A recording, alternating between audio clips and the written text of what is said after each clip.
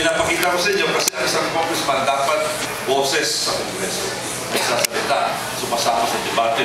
Ito ang habang pinag-usapan ng reproductive health sa debate, isa tayo sa mga kumukontra sa reproductive health bill. Ito, State of the Nation address ng Presidente Sona. Ito naman ang budget, ito isang taon, natapos ang budget. Nagpresenta si Speaker Belmonte, kasama po tayo sa presentasyon na yan. Ngayong taong ito, natapos ang budget, matapos ang 2 linggo pagtatrabaho, nagpresenta si Speaker Belmonte, andun din tayo, kasama rin tayo dyan. Ito ang mga congressmen na nagtrabaho para maipasa itong ating budget nito. Ito naman ang spratis. Sabi ko kanina, importante ipaglaban natin ang spratis. Ako po'y tumayo para mag-deliver ng privilege speech para sabihin sa mga tao kung ano ang dapat gawin para ipagtanggol ang ating karapatan sa spratis.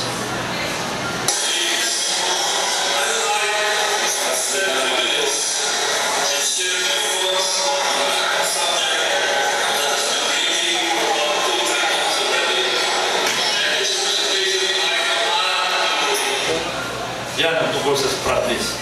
Ito naman sa foreign affairs. Pinag-usapan yung mga passport. Mabagal ang pag-issue ng passport. Gusto natin pabilisin. Isa ko sa nanguna dito para pabilisin ang proseso ng passport.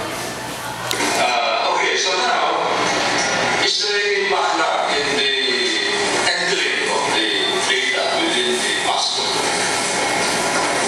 Who does that? Is it you or still the BSP? Sir, we do that. Ayan, sa Foreign Affairs Committee. Ito naman, pinag-usapan ng enerhiya.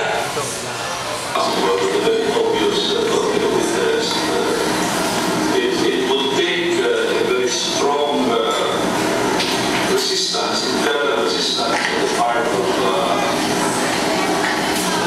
NATO. Ito naman sa ICT, yung tungkol sa mga internet, mga BPO, mga call centers. And therefore, I would like to sponsor this, and I would adapt as my sponsorship scheme as an expert for the intelligence, of course, even in Ito sa Committee on National Defense, sa kausap ng mga general, mga admiral.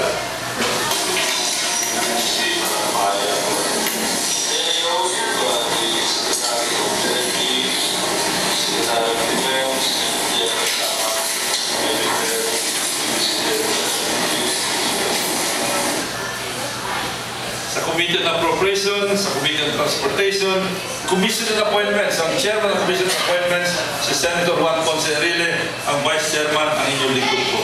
Ito ang nag-approve ng appointment ng mga sekretaryo, mga general, mga admiral, mga ambassador. Wheelchair program, saklay program, meron din tayo sapagkat importante ito para sa mga aksidente o kaya talagang medyo humina na ang katawan. Pwede po kayo rito, kahit taga First District kayo, importante lamang mag-verify namin at pag okay, padadala namin sa loob ng 1 linggo yung wheelchair at saklay na kailangan. Ito mga halimbawa ng mga tao na nakatanggap ng mga wheelchair at saklay sa amin. Ito pa po. Pinag-usapan din ang dami ng mga sasakyan na na-deliver sa Parañaque. Noong unang termino ko, 1992-1995, hindi lang po 8, hindi 10 ang pinadala nating sasakyan. Mahigit 84. Nagpadala tayo ng Antra sa bawat barangay. Nagpadala ng 2 multicab bawat barangay. Nagpadala ng dump truck sa bawat barangay. At nagpadala rin ng mga Antra, mga utility vehicles sa lahat ng mga eskwelahan sa Parañaque. Suma total, mahigit 84 na mga sasakyan na ating pinadala. Yan po ang record ni Congressman Goles pagdating sa mga sasakyan. Ito naman yung mga ginagagastos natin personal sa mga tao na tinutulungan sa kung ano mga iba pang kadahilanan.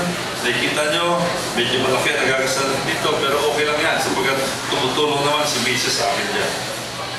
Yan ang ulat ko sa bayan. Maraming nagtatanong, Congressman, parang napakarami ng mga project na iyong pinanggit. Baka naman mas malaki ang budget mo. Biro mo, meron kang palibing, meron kang para sa PGAs, ginagawa mo yung mga kali, papagawa ka ng school buildings na napakarami, Coliseum sa napakarami, papapaayos sa mga creek, desilting, meron pang scholarship. Hindi po. Alam niyo, ang congressman ng Parañaque, Congressman ng Batanes, Congressman ng Batangas, Congressman ng Visayas, Mindanao, pare-pareho lamang ang pondo. Nagkakaiba doon sa estratehiya kung paano gagamitin ang pondo. Sa akin, sapagkat yan ay kasama sa mundo ng responsableng gobyerno, pinipili ko yung mga programa at mga proyekto at talagang pakikinabangan ng tao, talagang nararamdaman yung kailangan talaga, yung mga nabanggit ko. Kaya ang tingin nyo marami, sapagkat yun talaga ang kailangan ng tao at nararamdaman. Kaya yan po ang masasabi natin, yan ang nilalaman ng mundo ng responsableng gobyerno. Baka gusto nyo sumama sa mundo ng responsableng gobyerno. Sama ba kayo? Yes. At para naman makita nyo kung paano ito. At kung sakali na nagustuhan nyo yung aking ulat, pakikwento nyo sa inyong mga kapitbahay, sa inyong mga kapag-anak. Malay nyo, baka sila ay makinabang din. Malaman nila yung mga bagay-bagay na maaaring pakinabangan nila o merong epekto sa kanilang buhay. Importante po yan. At bilang pangwakas, alam niyo ako, ang tagal ko na nagsisilbi sa gobyerno. Naging junior officer ako ng Philippine Navy, naging deputy administrator ng Marina, naging cabinet member, naging postmaster general, naglingkod ng 6 na termino bilang congressman. At sa pagkakataon ito, malaking pondo po ang pinagkatiwala sa akin. Malaking pondo. Marami akong mga pondo na hinawakan. Maraming responsibilidad na hinawakan. Pero ito masasabi ko, si Congressman Goles, minsan hindi po nagkakaso sa opisina ng ombudsman. Malinis po ang record ni Congressman Goles. Yan sa aking pananaw ang pinaka-importante bahagi ng mundo ng responsable. So yun po ang aking pag-uulat at sa muli, ang pinagpapasalamat sa inyo sa inyong pagdalo. Maraming salamat po.